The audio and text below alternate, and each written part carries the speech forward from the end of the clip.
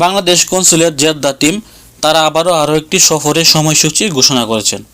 Saudi আরবে যে সকল প্রবাসীদের ইকামা এক্সপায়ার আপনারা আউটপাসের জন্য আবেদন করতে চান, বিশেষ করে যে সকল প্রবাসীদের ইকামা এক্সপায়ার আপনারা কিন্তু দেশে যাওয়ার জন্য ছটফট করেন বিনামূল্যে, বাংলাদেশ এম্বাসি অথবা জেদ্দা কনসুলেটের আন্ডারে আবেদন করলে যদি আপনার আউটপাসটি আসে তাহলে কিন্তু কোনো প্রকার টাকাই লাগে না।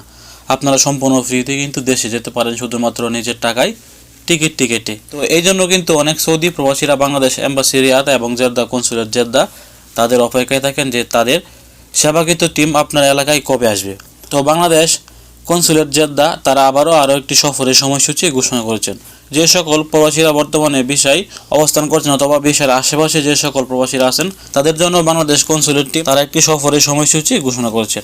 এপ্রিল মাসের 26 তারিখ এবং 27 তারিখে শুক্রবার ও শনিবার সকাল 8টা থেকে বিকাল 6টা পর্যন্ত স্থান হোটেল আল নাখিল ভিসা, অর্থাৎ যারা ভিসার প্রবাসী আছেন অথবা ভিসার আশেপাশে যে সকল প্রবাসীরা আছেন আপনারা চাইলে এই এপ্রিল মাসের 26 তারিখ 27 তারিখে যাদের ইকামা এক্সপায়ার আপনারা আপনাদের আউটপাসের জন্য আবেদন করতে পারবেন, অথবা যারা আগে পাসপোর্ট রিইস্যু করার জন্য জমা দিয়েছেন আপনারা যদি আপনার পাসপোর্টের সময় হয়ে থাকে আপনারা চাইলে আপনার পাসপোর্টটি তাদের কাছ থেকে গ্রহণ করতে পারবেন, এবং যাদের পাসপোর্টের মেয়াদ প্রায় শেষের দিকে আপনারা চাইলে আপনাদের পাসপোর্টটিও তাদের কাছ থেকে পুনরায় রিইস্যু করাতে পারবেন।